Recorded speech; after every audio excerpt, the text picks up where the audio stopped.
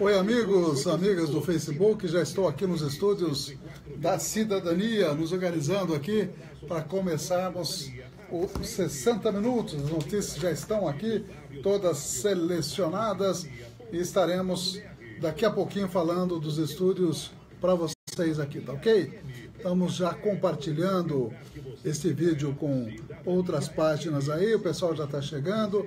A gente agradece aí a todos os amigos que estão conosco. Só ajeitando aqui, vamos aqui acessar nossa página e já vamos agradecendo. Vamos ver quem faz aniversário hoje. 31, janeiro já foi embora, hein, pessoal? Janeiro já Elvis, como diria o meu amigo lá, viu? Já Elvis. Deixa eu ajeitar aqui certinho, para que realmente a gente possa compartilhar aí com as diferentes páginas que a gente gosta de compartilhar. Esta é a Cidadania, né? Daqui a pouquinho estaremos com o som do estúdio aqui para todas as notícias para vocês aí. Tem pesquisa eleitoral hoje também, tem bastante coisa para a gente falar, tem notícia de cidade e está pegando fogo aí algumas notícias que o Marcelinho já adiantou um pouquinho no esporte aqui. Estaremos comentando essas notícias aí que estão nos blogs informativos da cidade, né? Deixa eu compartilhar aqui com a página da rádio. Rádio Comunitária traz informações de nossa localidade. 13h05 já. Está quase na hora. Rádio Comunitária dá oportunidade para os artistas locais. Rádio Comunitária é muito legal. Eu escuto a rádio da minha comunidade. Rádio Comunitária é cidadania. O nosso som já está chegando aí, vamos lá. Na Cidadania, 60 minutos. 60 minutos. A informação, a utilidade pública, o compromisso com a verdade e com a comunidade. Jornalismo levado a sério. 60 minutos. Está no ar. 60 minutos. 60 minutos. Apresentação, Ernesto Albuquerque.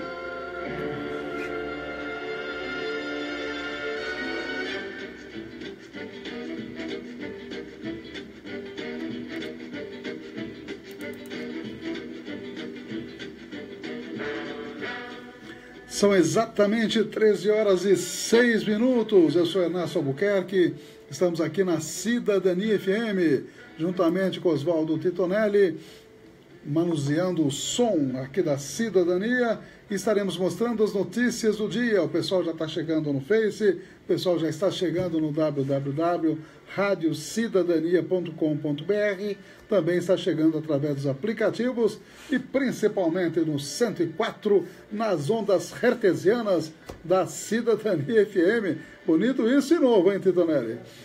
Começando então 60 minutos, um abraço para a Sônia Machado, que está pedindo para mandar um abraço para as meninas da lotérica A Favorita. Um abração aí para as meninas da A Favorita lotérica da cidade aí. Um abração a todos e vamos aos destaques da edição de hoje.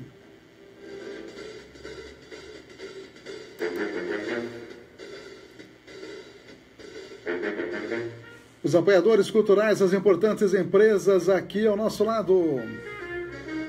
Amigos, amigas, aniversariantes. Tem gente conhecida fazendo aniversário hoje, hein? Um abraço. Daqui a pouquinho a gente conta. Janeiro já indo embora e nós aqui mostrando as notícias do dia, sempre com os apoiadores culturais. Estaremos falando aí do adiamento da carteira de motorista digital para 1º de julho. O desemprego, sabe o que está acontecendo com todas as medidas econômicas do senhor Meirelles, do senhor Temer? Aumentando o desemprego em busca de algum ponto no futuro aí, não? Em busca de outra galáxia, cada dia aumentando mais. Tem pesquisa eleitoral, aliás, sem novidades. Lula disparado na frente. Habeas corpus de Lula negado. O mesmo juiz que deu aí um parecer favorável para Cristiane Brasil assumir o cargo de ministra, negou habeas corpus para o Lula. Diz que não há nenhum risco imediato para o ex-presidente. Saúde, febre amarela já no Maranhão, chegou lá. E em Minas Gerais, a vacinação aí abaixo do esperado. Também estaremos falando de outras informações. História hoje, a descoberta das cataratas do Iguaçu. estaremos mostrando isso.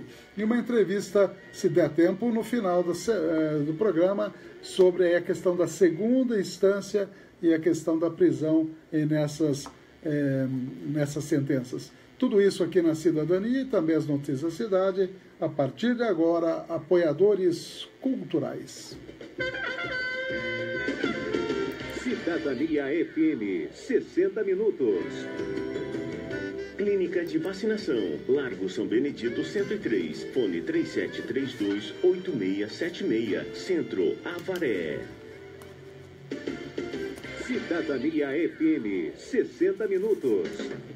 Farmakid, Rede Multidrogas, a maior rede do interior paulista. Em Avaré, na Rua Minas Gerais, 601. Fone 3732-4089. 3732-4089. 60 minutos, 60 minutos. Trazendo as principais notícias para você. 13h09, NT Chaveiros conosco. Um abraço aí para o Nelson da NT Chaveiros, que está sempre aí ligadinho na Cidadania, sempre atendendo com toda a presteza a sua clientela através do 997-61-1501 e o 3732-1779.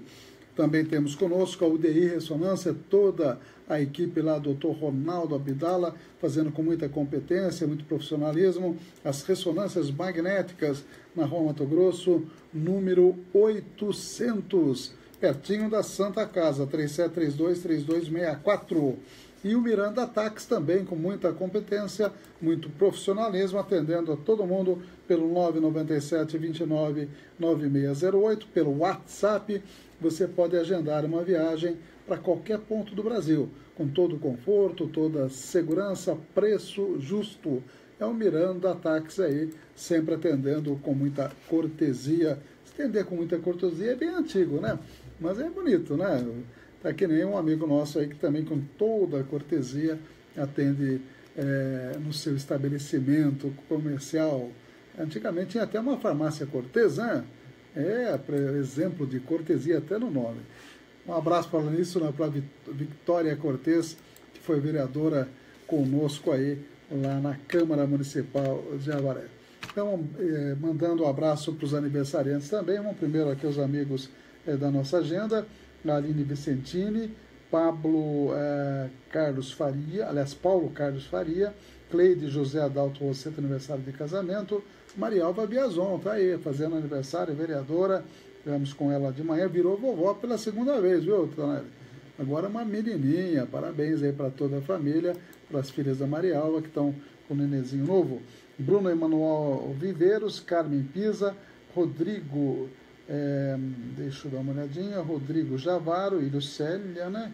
E também o João Manuel. Parabéns a todos os amigos, daqui a pouquinho eu mando parabéns também para o pessoal que está aqui no Facebook. Enquanto isso, a gente vai compartilhando a nossa imagem, o nosso som. Um abraço para o Tiago Santos, para a Maria Lúcia Sermini, que mais que eu tenho? A Sônia Machado, o pessoal da Lotérica A Favorita. Um abração para todo mundo. O Cláudio Duarte, que está lá em Campinas. E tem aí dia 3, né, ô Cláudio? Tem uma festa de 50 anos do tiro de guerra, que ele prestou 50 anos, portanto, fez em 68, exatamente, 68, o tiro de guerra. Tiago dos Santos, a Toninha de Ângeles também sempre conosco aí, a Daniela Tesa Quesada, a Adriana Tesa, que acessou agora há pouquinho também. Os amigos e amigas estão aí sempre conectados conosco, a gente agradece e vamos às notícias do dia, com certeza. Daqui a pouquinho eu mando um abraço para os aniversariantes de hoje, daqui da amigos e amigas da Cidadania FM. Vamos aqui abrindo outras páginas para que a gente possa fazer a previsão do clima aqui para a Estância Turística de Avaré. Como sempre eu chamo o nosso homem do tempo, que está aí só olhando para as nuvens, né? Será? Antigamente perguntaram para um cacique lá na Amazônia, né? Como é que o senhor adivinha sempre a previsão? Fala que vai chover e chove. Porque eu escuto a Rádio Nacional. O cacique já naquela época falava isso, hein? Quem está mandando um beijão para nós é a Luísa, Gabriela e Maria. A mãe Daniela Tesa Quesada mandando aí, ó. Tá aumentando a família, hein, Daniela? Que maravilha. Parabéns aí à família Quesada, né? Rocha Quesada, que o nenenzinho nasceu ontem. O Thomas, um abração aí para todo mundo. O pessoal que está sempre conosco aí. Não vai chover hoje, novidade. Aleluia, ainda. Vamos tocar a música Aleluia aí ou não? Vamos deixar para outra hora, né? Hã? Dia de tapar buraco. Atenção, prefeitura, está dizendo aqui a nossa equipe, vamos tapar os buracos, aproveitar a estiagem. Está precisando enxugar, secar a roupa, coarar, botar tudo para coarar a roupa. Tá aí.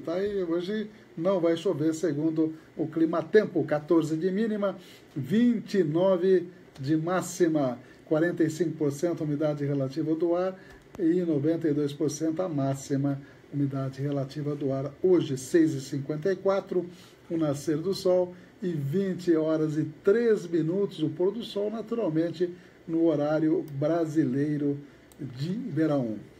E vamos à primeira informação, direto de Brasília, as matérias da agência Rádio Web. E vamos, daqui a pouquinho, só o computador nos auxiliar aqui, a gente vai com certeza colocar todas as notícias no ar aí, né? Já são 13 horas e 15 minutos. Nós vamos começar com a notícia do desemprego. Desemprego cada dia aumentando mais e todo mundo está preocupado, né? E com as mudanças da lei trabalhista, também os aposentados preocupados, todo mundo preocupado, especialmente o desempregado. Vamos lá, essa matéria da agência Rádio Web. Foi o pior para o mercado de trabalho no país desde 2012. É o que aponta a Pesquisa Nacional por Amostra de Domicílios Contínua, divulgada nesta quarta-feira pelo IBGE. No ano passado, a taxa média de desemprego foi de 12,7%. O menor patamar atingido foi em 2014, quando registrou 6,8%. Nesse período de 3 anos, o Brasil perdeu 6,5 milhões de postos de trabalho, chegando a pouco mais de 13 milhões de pessoas desempregadas. Apesar dos dados negativos, no último trimestre de 2017, o número de pessoas sem emprego teve uma pequena redução, caindo de 12,4% para 11,8%. Segundo o economista Alexandre Prado, mesmo sendo uma boa notícia, o dado não significa uma recuperação dos postos de trabalho. Essa redução, ela não representa efetivamente a criação de novos postos de trabalho. Até houve, mas a questão principal é que muita gente deixou de procurar vagas de trabalho formais e partiram ou para a autonomia, ou para a informalidade, ou empreenderam. Quando a gente fala de taxa de desemprego, taxa de ocupação ou de desocupação, nós estamos falando daquelas pessoas que estão buscando emprego. Algumas pessoas deixaram de buscar. O número de trabalhadores por conta própria cresceu 0,7% no último ano. Em 3 anos, o aumento foi de 6,5%, cerca de 1.300.000 trabalhadores nesta categoria. Grupamentos de atividades expressivas como agricultura, indústria e construção foram os que mais perderam trabalhadores. Os resultados confirmam que, em relação a 2014, o comércio apresentou aumento de 0,5% no número de trabalhadores e alojamento e alimentação 21,4%. Isso ocorre porque, durante períodos de crise, os serviços de alimentação, principalmente, funcionam como uma espécie de válvula de escape, já que se trata de uma necessidade básica. A média anual do rendimento dos trabalhadores em 2017 ficou em R$ 2.141, uma alta de 2,4% em relação a 2016. Agência Rádio Web de São Paulo, Leno Falck. 13h17, abraço aí para o Antônio Ferreira da Silva, também para o Fernando Caran, entre outros, José Antônio Camilo Godoy, boa tarde. E a gente vai em frente mostrando as notícias aqui da cidade. Avaré Urgente, dizendo que a juíza da 2ª Vara Criminal de Avaré, a doutora Roberta de Oliveira Ferreira Lima, negou os embargos de declaração impetrados pela defesa e manteve a condenação do ex-prefeito de Avaré, Joseli Benedito Silvestre, a 9 anos e 4 meses de prisão. Além dele, outras 7 pessoas foram condenadas, sendo que somente uma teve a pena revista pela Justiça. A decisão foi proferida no último dia 24 e publicada em 29 de janeiro. Todos foram condenados devido a fraudes ocorridas no processo licitatório, lembra dos chamados podrões, 10 ônibus para a Secretaria da Educação. O caso ocorreu entre os anos 2007 e 2008. Na época, devido ao mau estado de conservação, foram comprados 10, chegaram 9 só, viu? Um ficou pelo caminho. Eles foram chamados de podrões. Além de Joseli Silvestre, também foram, que é o pai do atual prefeito, foram também condenadas a ex-secretária de Educação Rosita Maria Correia Silvestre de Barros, a ex-chefe do setor de licitações Rosemaria de Góes, o funcionário público do setor de contabilidade Itamar de Araújo, hoje secretário da Fazenda do governo João Silvestre. Foram sentenciados ainda Valdemiro Wilson, na época chefe da decisão de serviço da prefeitura, e os empresários Fernando Eduardo Amorim e Reinaldo Tordini Filho. Nos embargos de declaração, a defesa alegou omissão quanto à oitiva das testemunhas. A juíza acabou destacando que, conforme bem menciona o próprio embargante, o juiz, quando julgar necessário, poderá ouvir outras testemunhas, além das indicadas pelas partes, o que não reputo necessária, disse ela, ante o conjunto probatório.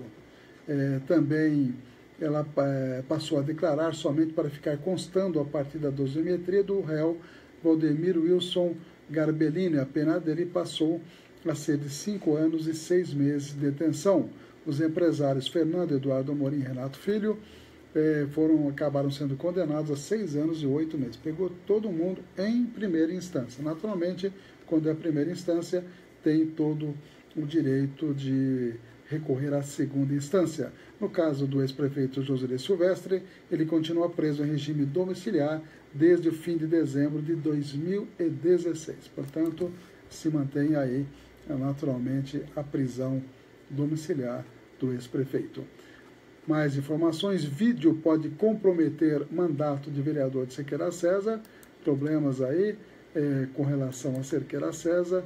Condenados teriam fraudado licitações para aquisições dos podrões. Essa matéria que acabamos de comentar, que nos remete ao ano 2007 e 2008, quando era prefeito Joseli Benedito Silvestre. Veja bem que as coisas acontecem lá no passado e continua no futuro, né? Então, um dia acaba havendo uma sentença aí.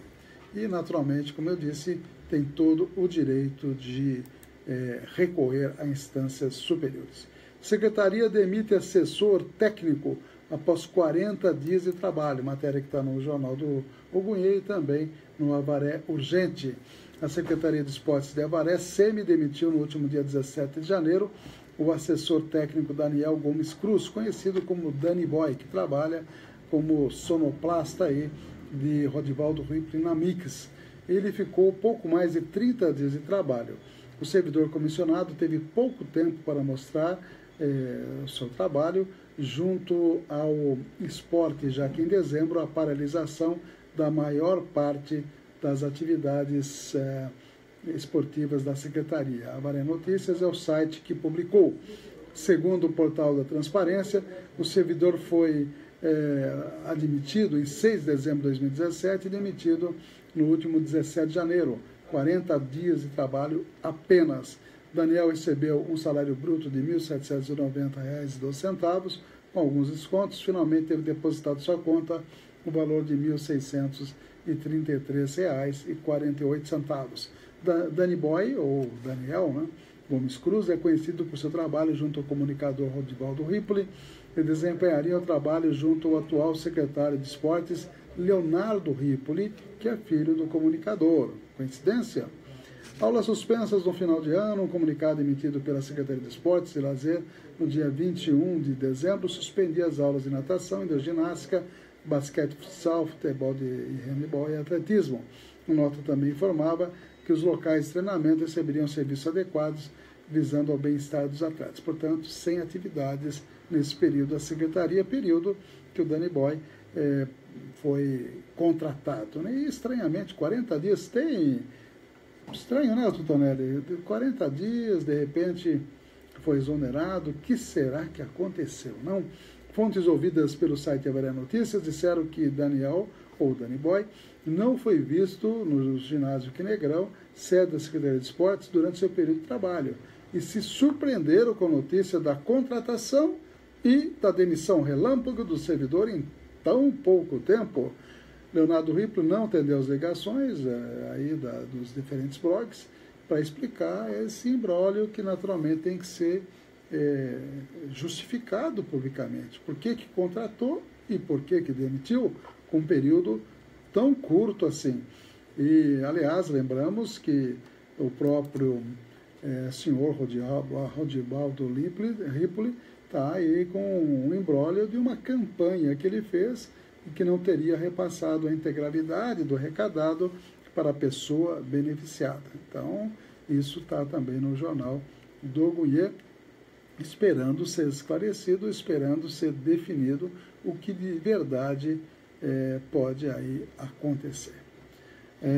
Então, tem várias matérias aqui no Jornal do Gunhê, vamos dar uma olhadinha nas manchetes. Hoje é 31 de janeiro, tem as matérias do dia 30, agora sim. Prefeitura divulga a programação oficial do Carnaval, lá vem festa, né? Mais festa, Carnaval é uma festa nacional, então a Avaré não poderia ficar de fora, mas com a situação financeira poderia seguir o exemplo. Se não me engano, a cidade de Sorriso. O que o prefeito lá fez, viu, Titonelli? Ele pegou o dinheiro, ele ia gastar em torno de 200 mil no carnaval. Ele falou assim, não vou fazer carnaval, eu vou fazer uma campanha, fazer um mutirão, 200 cirurgias de catarata com esse dinheiro. Olha que beleza. Tá aí um exemplo, né? Por que tu não faz isso? Né? Sairia muito bem na fita. Olha, eu não vou fazer carnaval, vou pegar toda a dinheirama que eu ia jogar no carnaval e vou fazer uma campanha para beneficiar as pessoas humildes que precisam operar de catarata, por exemplo, ou operar as pessoas que têm varizes, ou operar as pessoas que têm hernia, as pessoas carentes, obviamente, faria uma triagem, seria uma medida, não seria uma medida demagógica, seria uma medida de gestor consciente em razão da dificuldade financeira que os municípios passam, isso em todo o Brasil, não é só aqui da cidade de Avaré, obviamente, a gente sente que poderia, se tivesse a grandeza de um grande, de fato, fazer até um pleonasmo, a grandeza de um grande gestor, né? Pleonasmo, naturalmente, não elegante, por sinal, e poderia fazer isso e seria aplaudido até pela oposição, né? Vereador disse que dinheiro era dívida de bar, esse é o caso lá de Cerqueira César, e esse vídeo pode comprometer esse vereador lá de Cerqueira César. Batida interdita trecho da Raposo em Paranapanema. São as notícias aí que estão no Jornal do Gunhê. Já são 13 horas e 26 minutos. Vamos a mais notícias gravadas aqui na Cidadania, as matérias da agência Rádio Web e também da EBC, Empresa Brasil de Comunicação. Vamos a essa matéria aqui, a Unicef, que é um órgão da ONU, ajudando crianças com problemas em todo o mundo. Aliás, o que não faltam são problemas. Vamos a essa matéria mostrando. O Fundo das Nações Unidas para a Infância, a Unicef, lançou esta terça-feira o plano Ação Humanitária para Crianças 2018. A agência busca angariar 3 bilhões e 600 milhões de dólares para fornecer assistência a 48 milhões de menores que vivem em regiões que passam por conflitos, desastres naturais e outras emergências. Essas crianças estão em dezenas de países, sendo que 84% do dinheiro que o Unicef precisa será investido em ações em nações onde há violência e conflito, como Afeganistão, Iêmen, República Democrática do Congo, Síria e Somália. Angola é o único país de língua portuguesa incluído no apelo do Unicef, sendo que a agência busca mais de 14 milhões de dólares para projetos que beneficiarão as crianças angolanas. O diretor de programas de emergência do Unicef, Manuel Fontane, declarou que 117 milhões de pessoas vivendo em situações de emergência não têm acesso à água potável em países em conflito. Por isso, mais crianças morrem de doenças causadas por água não tratada e fraco saneamento do que pela violência direta. O Unicef pretende utilizar o dinheiro para fornecer água a 35 milhões e 700 mil pessoas, educação para quase 9 milhões de crianças, imunizar 10 milhões de menores contra o sarampo, dar apoio psicossocial a 4 milhões de crianças e tratar mais de 4 milhões que sofrem de desnutrição severa. Da ONU News, em parceria com a agência Rádio Web, lê da letra.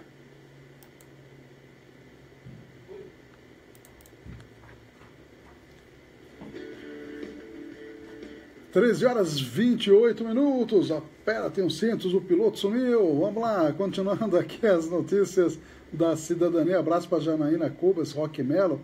Acho que a Janaína mora lá em Itatiba, se não me engano. Um abraço aí. Pois se você puder me confirmar, viu, Janaína? Você realmente ainda está em Itatiba, né? São pessoas que a gente conhece aqui da região lá de Paranapanema, né? Antônio Ferreira da Silva está mandando sempre um abraço aí pra gente, boa tarde. Está dizendo que o ministro Gilberto Kassab está proporcionando para Itapeba a banda larga de graça. É uma boa medida que está acontecendo lá na cidade de Itapeba. Hoje tem pesquisa eleitoral, daqui a pouquinho a gente vai mostrar uma matéria dessa pesquisa eleitoral. E o Marcelo Bretas, hein? Quem é o Marcelo Bretas? É um juiz lá do Rio de Janeiro, que tem casa própria lá, tem apartamento para morar, ele e a mulher são juízes, e o Marcelo Bretas é conhecido aí como rigoroso, como Moro, até chamam ele de Moro lá do Rio de Janeiro, né? E ele é contra a corrupção, essa coisa toda. E pegaram ele com a boca na botija, né?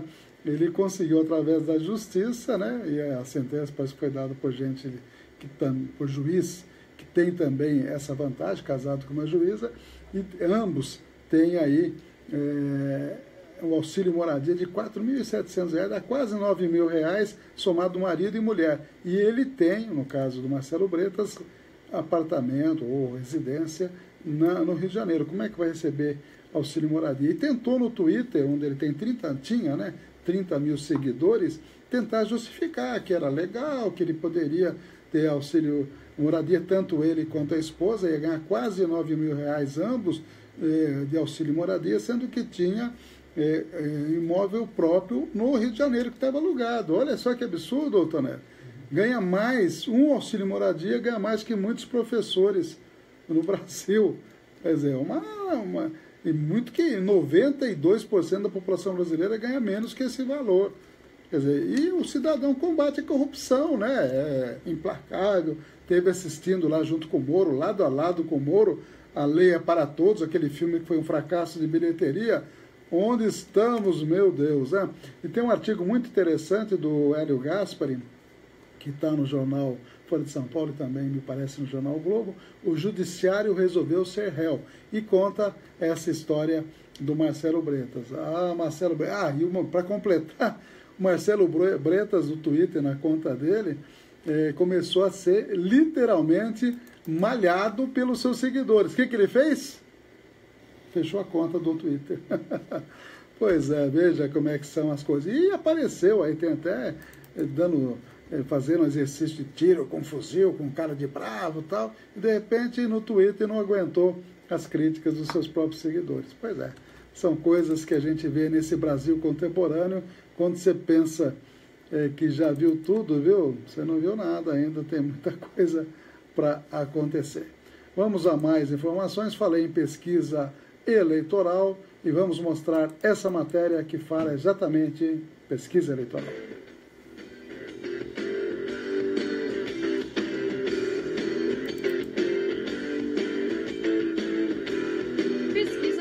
Nesta quarta-feira pelo Datafolha, mostra que Jair Bolsonaro passa a liderar as intenções de voto caso seja cassada a candidatura do ex-presidente Lula.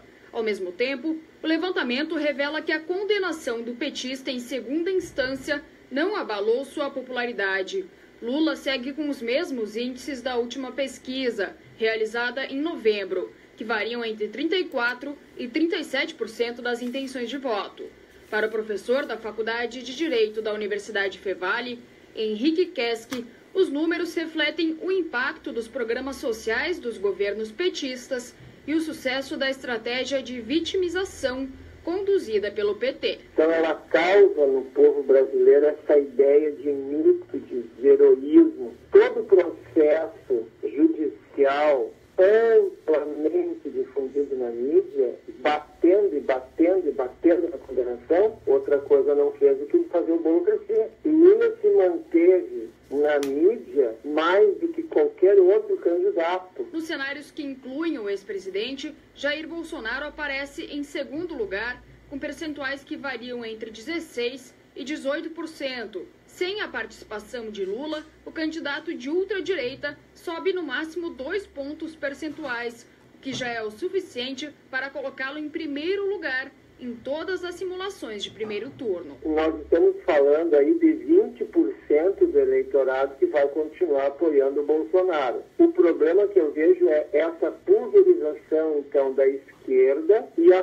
falta de um candidato que possa realmente trazer para si esses 36% de votos que seriam do Lula. Na minha opinião, não vai haver eleição sem Lula. Ou ele candidato, ou ele cabo eleitoral, ele vai incomodar uma barbaridade. Com a saída do ex-presidente da disputa, Marina Silva passa a ter 13% e a ocupar o segundo lugar na pesquisa. Neste mesmo cenário, Ciro Gomes, do PDT, aparece em terceiro lugar com 10% das intenções de voto, seguido por Luciano Huck e Geraldo Alckmin, do PSDB, ambos com 8%. O Datafolha entrevistou 2.826 pessoas de 174 municípios entre os dias 29 e 30 de janeiro. A margem de erro é de 2 pontos percentuais para mais ou para menos. Agência Rádio Web de Porto Alegre, Fernanda Wenzel. Cidadania FM, 60 minutos. Clínica de Vacinação, Largo São Benedito 103, fone 3732-8676, Centro, Avaré. Cidadania FM, 60 minutos. Farmaguide, Rede Multidrogas, Rua Minas Gerais 601, fone 3732-4089. 60 minutos, 60 minutos, trazendo as principais notícias para você. São 13h35, vou fazer alguns comentários a respeito da pesquisa eleitoral, estou abrindo aqui na página do UOL. São muitos os cenários que são abordados pela pesquisa. Por exemplo, num cenário sem Marina, sem João Dória, sem Meirelles, sem Huck, Lula tem 37%, Jair Bolsonaro 16%, Geraldo Alckmin patinando com 7%, Ciro Gomes com 7%, Joaquim Barbosa 5% e outros menos votados aí. Já no cenário sem Marina, João Dória, Huck e Joaquim Barbosa, Lula fica com 36%, Bolsonaro com 18%, Geraldo Alckmin com 7%, Ciro Gomes 7% e Álvaro Dias 4%. Outro cenário com Marina Silva e Luciano Huck, Lula vai para 34%, Jair Bolsonaro 16%, Marina 8%, Luciano Huck 6%, Alckmin 6%. Sem Geraldo Alckmin, sem João Dória, sem Meirelles, sem Huck, Lula vai para 35%, Jair Bolsonaro 17%, Marina Silva 18%, Ciro Gomes 7%. Então são muitos os cenários simulados aí. Já sem Lula, Bolsonaro fica com 19%, Ciro Gomes sobe para 12%, Alckmin para 11% e Álvaro Dias 6%. E sem Lula e sem Marina Silva, Jair Bolsonaro vai para 20%, Ciro Gomes para 13%, Alckmin para 11% e também o indicado aí pelo Lula, que seria Jacques Wagner, com apenas 2%, Guilherme Boulos com 1%. São vários cenários, são muitos cenários, como eu disse, houve a simulação aí de cerca de 9 cenários, todos eles mostrando que Lula tem uma votação estável entre 34% e 37%, Bolsonaro tem uma votação entre 16% e 20%, conforme o cenário, e Alckmin sempre em torno de 6% ou 8%, só melhora o desempenho ele e Ciro Gomes com a saída de Lula. E a gente vê um cenário bastante ainda indefinido, aí se presta todo tipo de comentários naturalmente, né? Vamos ver o que vai acontecer, inclusive na justiça, e as incongruências e os questionamentos à sentença de segunda instância que acabaram ampliando a pena de Lula estão sendo bastante questionados na justiça, inclusive também na própria ONU, pelo observador que aqui esteve, está ainda, né, Geoffrey Robertson, que estará com certeza questionando na ONU, no Tribunal da ONU, essas sentenças que acabaram afetando o ex-presidente Lula. Aliás, tem um depoimento muito interessante do advogado avarense, na verdade, viveu a infância e adolescência aqui, José Roberto Batóquio, que ele faz um resumo muito interessante a respeito dessa condenação que foi mantida e ampliada na segunda instância do ex-presidente Luiz Inácio Lula da Silva. Documentos perdidos, o Jacildo Ferreira de Albuquerque. O Jacildo perdeu documentos, ou Dana? Opa, ele foi perder um documento RG, ligações para o 3733-4319, 3733-4319. Quem encontrar, ligue para esse número ou informe aqui a Rádio Cidadania. Outra informação, a pedido do Dr. Nilson Evangelista, a respeito aí do serviço de oncologia e quimioterapia. Houve toda aquela confusão, aquelas notícias, né, que iria fechar o serviço de oncologia e quimioterapia Gabriel, mas não é verdade. Continua ativo. Quem precisar utilizar o serviço de quimioterapia e oncologia, que funciona lá na Santa Casa, continua normalmente, as pessoas continuam normalmente sendo atendidas. O que houve uma queda acentuada do movimento, segundo o Dr. Nilson Evangelista, por razão daquelas informações. Então, nós estamos dizendo que, a pedido dele, que tudo continua como era antes. Pizza beneficente, dia 17 de fevereiro, na Colônia Espírita Fraternidade, pizza do bem, vários sabores, apenas R$ 25,00. Informações 3733-8777 ou pelo celular 998-68-2961. Ou a professora Danúzia Desante 670, no bairro Ipiranga, Avaré, Colônia Espírita Fraternidade, sempre fazendo essas campanhas e a gente sempre apoiando aqui para que realmente as pessoas colaborem com esse importante trabalho que é efetuado pela Colônia Espírita Fraternidade. Aliás, eles tinham uma arrecadação com outras entidades através da nota fiscal paulista, e com as mudanças que o governo Alckmin fez, acabou prejudicando todas as entidades. O repasse ficou mais difícil, porque a pessoa tem que escrever que quer fazer a doação, tem que botar CPF e tudo mais, e antes bastava você fazer uma compra e você deixava lá autorizado, né, para que aquela nota fosse encaminhada para determinada entidade assistencial, já resolvia. E o governo resolveu radicalizar e prejudicou substancialmente as entidades que fazem um belo trabalho, como a Colônia Espírita Fraternidade. Abraço para o Maurício Robin Filho, está dizendo aí que está conosco, ouvindo, né? Também a Júlia Leite, também, o Juliano Amaral Leite também, um abraço aí, um abraço para todo mundo. E com relação à pesquisa eleitoral, tem alguns comentários aqui no site UOL. Sem Lula, Bolsonaro lidera e segundo turno fica embolado. Bolsonaro tentou barrar a pesquisa, né? E Huck diz que não vai ser candidato mesmo. E Fernando Collor é rejeitado por 44%, e a gente percebe que a rejeição de Lula cada vez está menor. E, aliás, mais ou menos, quem tem a maior rejeição, sabe quem é, Tonelli? Michel Temer. Michel Temer tem 1% de intenção de voto e 60% de rejeição. Está vivendo maus momentos aí. Josias de Souza dizendo que Datafolha mostra que o eleitor está confuso.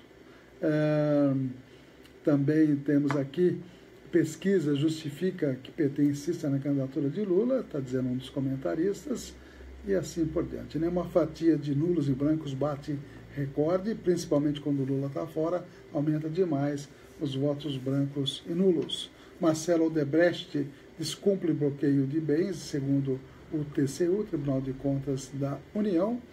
Delator-chave troca revelações por diminuir 2/3 da pena com relação a Sérgio Cabral, que está preso, né? A gente sabe que foi transferido lá para Curitiba, com aquele espetáculo dantesco de acorrentado nos pés e nas mãos, um absurdo, e o Moro disse que a partir de agora não vai mais acontecer isso. Por que aconteceu? Essa é a pergunta que fica.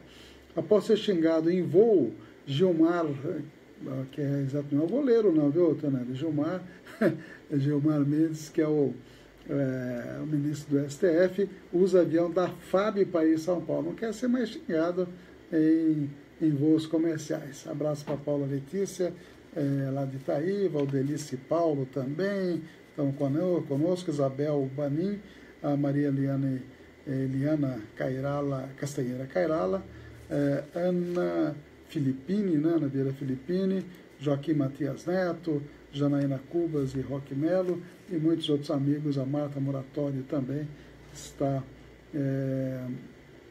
conosco aí nesse programa 60 Minutos. Tiroteio e protestos bloqueiam linha amarela no Rio.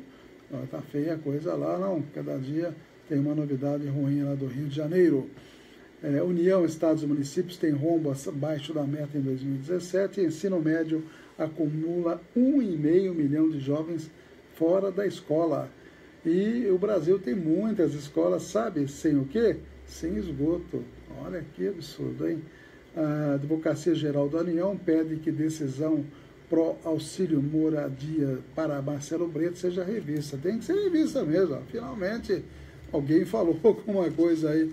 Tem sentido. 2 juízes que são casados aí, têm residência na própria cidade, receber 2 auxílios moradia. Um auxílio moradia que dá 4.700, em torno disso, é mais do que ganha 93%, em torno disso, da população brasileira. É isso, a realidade é essa, né? Um caso na Califórnia, o médico gostava muito de comer sashimi, viu? Peixe cru. Daí ele pegou um verme de 1,7 m, olha o tamanho do verme, esse tipo de uma tênia, e que deu aí um verme enorme. Então, todo cuidado é pouco. São 13 horas e 45 minutos, mais informações aqui na Cidadania FM. Vamos mostrar essa matéria aqui da carteira digital. Está prometido, mas não vai ser já não. A partir de 1º de julho, a carteira de motorista digital. 1º de julho é o novo prazo dado pelo governo para os DETRANs dos estados e do Distrito Federal disponibilizarem a Carteira Nacional de Habilitação Eletrônica em todo o país. O prazo inicial era 1º de fevereiro, mas até o início desta semana, apenas 13 das 27 unidades da federação estavam emitindo documento eletrônico. Acre, Alagoas, Distrito Federal, Espírito Santo, Goiás, Maranhão, Minas Gerais, Mato Grosso do Sul, Pernambuco, Rondônia, Rio Grande do Sul, Sergipe e Tocantins. Mas, de acordo com o ministro das Cidades, Alexandre Baldi, a principal razão para a alteração de prazo foi a dificuldade das agências reguladoras de transporte e aviação civil, a ANTT e a ANAC, em implementarem um sistema de reconhecimento da habilitação eletrônica como documento de identificação. Os usuários do transporte apresentavam seu documento digital e não haviam ali a implementação por parte das companhias de transporte de passageiros rodoviários, assim como também as de transporte de passageiros pelo modal aéreo, de um sistema que poderia averiguar se aquela CNH digital ela era verídica, porque não houve um diálogo por parte das agências reguladoras com o Ministério. A carteira de habilitação digital é uma cópia virtual da carteira impressa para ser armazenada no smartphone. Para obter o documento virtual, o condutor precisa baixar o aplicativo CNHE disponível nas plataformas Android, Apple e Windows Store. Depois, o motorista deve se cadastrar no portal de serviços do DENATRAN, o Departamento Nacional de Trânsito, e ir ao DETRAN, onde a carteira foi emitida, para confirmar os dados. Quem tem o certificado digital pode completar o processo direto na internet. Esse certificado custa R$ 145 e tem duração de 1 ano. Já o custo da carteira virtual vai ser definido pelo DETRAN de cada estado. A carteira eletrônica não significa o fim da carteira de papel, pelo menos por enquanto. Com a colaboração de Jonas Valente, da Agência Brasil, da Rádio Nacional em Brasília, Graziele Bezerra. Cidadania FM, 60 minutos. Clínica de Vacinação, Largo São Benedito 103, fone 3732-8676, Centro, Avaré. Cidadania FM, 60 minutos. Farmakid, Rede Multidrogas, a maior rede do interior paulista. Em Avaré, na Rua Minas Gerais, 601. Fone 3732-4089. 3732-4089. 60 minutos. Jornalismo levado a sério. A notícia como ela é. São 13h48. Um abraço aí para os amigos e amigas que estão conosco. A Sônia Machado, Matheus Soares Antunes, Tereza Dornel, Valdelice Paulo, Tiago dos Santos, Rodrigo Carvalho, a Paula Letícia lá de Itaí, também a Maria Lúcia Semini Rodrigues, o Cláudio Duarte, a Toninha De Ângeles, entre outros amigos que nós citamos aí. Um abraço para todos eles, para todas também. Estamos aí compartilhando com mais pessoas, adicionando também novos amigos que estão conosco aí no jornal, tá ok? E vamos a mais notícias. Eu tenho uma matéria aqui que eu acredito ser bem interessante. Aquela vinhetinha da entrevista, ô Titonelli, vamos colocar aí, entrevista aqui no jornal 60 Minutos. Na verdade é um jurista que vai comentar com a gente a respeito da decisão de segunda instância com prisão da pessoa sentenciada. É uma matéria que certamente interessa, um assunto que está na ordem do dia. Vamos à entrevista aqui nos 60 Minutos da Cidadania FM. O caso do ex-presidente Lula trouxe de volta ao debate nacional a constitucionalidade da prisão após o julgamento em segunda instância. Em 2016, o STF, julgando um habeas corpus de um caso do TJ de São Paulo, autorizou a prisão assim que confirmada a sentença inicial. No entanto, em decisões liminares posteriores, ministros do STF invalidaram a prisão em segunda instância, contrariando o entendimento do próprio tribunal. Para entender melhor o assunto, nós vamos conversar com o professor de Direito Constitucional da Universidade Federal de Minas Gerais, Emílio Peluso. Primeiro, uma questão polêmica, que tem alguns entendimentos. Eu queria saber do senhor, o que o senhor acha? A prisão na segunda instância, ela fere a presunção da inocência? Sim, eu acho que, na verdade, a gente aí está lidando com uma questão que é de disposição textual da Constituição. Se a gente verificar o que dispõe o próprio texto da Constituição Federal, o que a gente vai encontrar, na verdade, é uma determinação expressa no sentido de que a prisão só possa acontecer após o trânsito em julgado, ou seja, quando daquela decisão condenatória não couber mais nenhum recurso. Foi feito pelo Supremo Tribunal Federal no ano passado, no julgamento de um habeas corpus 126/2092, foi no sentido de que haveria uma possibilidade de relativização dessa presunção de inocência, que isso constituiria não propriamente uma determinação absoluta do próprio texto constitucional, mas algo que poderia ser relativizado em vista de um suposto interesse da sociedade, protegido também constitucionalmente na persecução penal de crime. Quando o Supremo tomou essa decisão, ele já criou uma abertura que já claramente contrariava o texto da Constituição. Logo após, ele veio a ser provocado em ações declaratórias de constitucionalidade, e aí num julgamento que ainda é um julgamento preliminar, em que ele confirma esse entendimento, invertendo disposições textuais de lei, do Código de Processo Penal, para tentar fazer prevalecer um entendimento que é contrário ao próprio texto da Constituição de 88.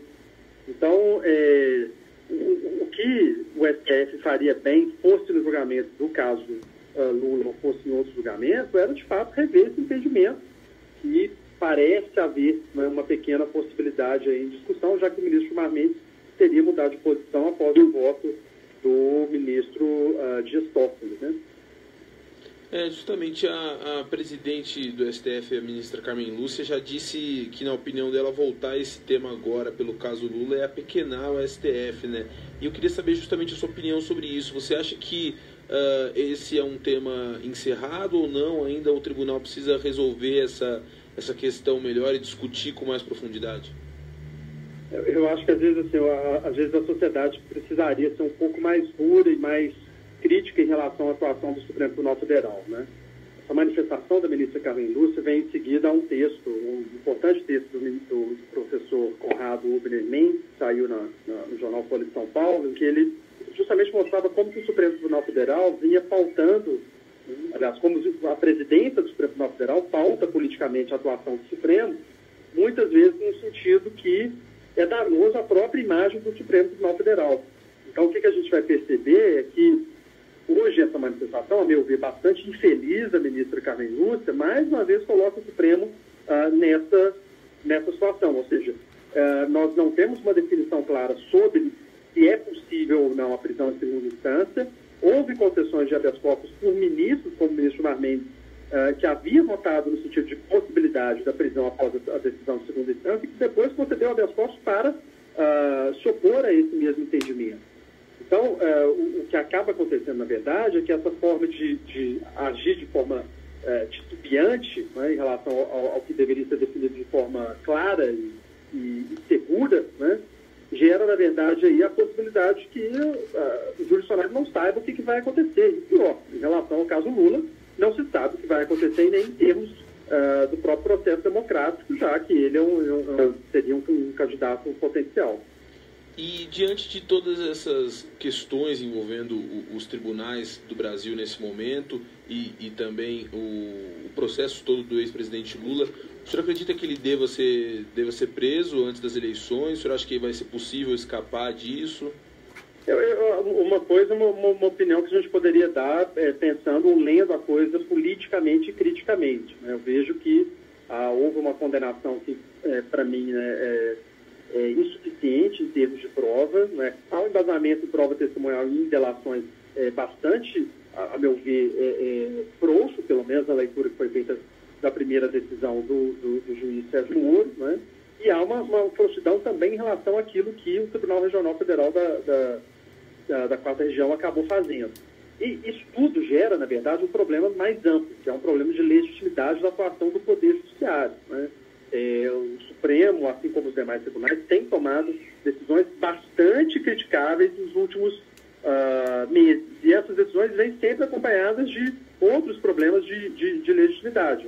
São juízes que recebem auxílios moradias, que recebem subsídios em valores altos, somados a auxílios questionáveis em termos legais, e que tomam decisões que vão diretamente impactar no processo democrático brasileiro. Então, eu acho que é preciso que haja, de fato, uma oposição mais severa, que a sociedade enxergue o problema da forma grave como ele vem acontecendo, né? E que os advogados, nesse caso, se utilizem de todos os meios jurídicos para se contrapor a essa decisão. Então, a questão ela tem que ser pensada desse modo. Eu desejaria que, na verdade, outras instâncias que trabalham pela aplicação do direito no Brasil, como a Ordem dos Advogados do Brasil, por exemplo, elas estivessem mais engajadas em entender a gravidade e o problema que pode decorrer da manutenção de uma decisão como essa, que, embasada em frouxas provas, pode levar agora qualquer um à cadeia, desde que ele esteja envolvido em um processo político. Professor, muito obrigado pela entrevista. Muito importante a gente te ouvir para entender melhor esse tema e ouvir a sua opinião sobre esse assunto. Muito obrigado. Ok, eu que agradeço, fico à disposição. Nós conversamos com o professor de Direito Constitucional da UFMG, Emílio Peluso, sobre a possibilidade de prisão após julgamento em segunda instância. Para ele, a execução da sentença antes do julgamento de todos os recursos fere a Constituição Federal. Agência Rádio Web de São Paulo, Ricardo Rodrigues. São 13 horas e 57 minutos aqui na Cidadania FM. Últimas informações. Comércio critica a proposta de cartões de acabar com parcelamento sem juros. Calote no cartão de crédito tem menor nível em 7 anos, segundo a associação. Rodrigo Maia dá ultimato a Michel Temer para votar a Previdência, disse o presidente da Câmara. Quer votação em fevereiro ou não vota mais? Líder do MDB pretende, ou melhor, defende adiar votação. E pesquisa mostra que 44% dos ouvidos na pesquisa são contra a reforma da Previdência. Banqueiro diz à Polícia Federal que embolsou dinheiro de Jucá. Romero Jucá fala, não é comigo isso daí. Ex-controlador do BVA afirmou que R$ 2,5 milhões eram propina, envolvendo aí o Romero Jucá.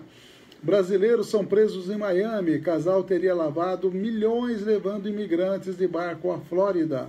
Rio vai ao STF tentar vetar aumento a defensores públicos, que pode chegar a 25%.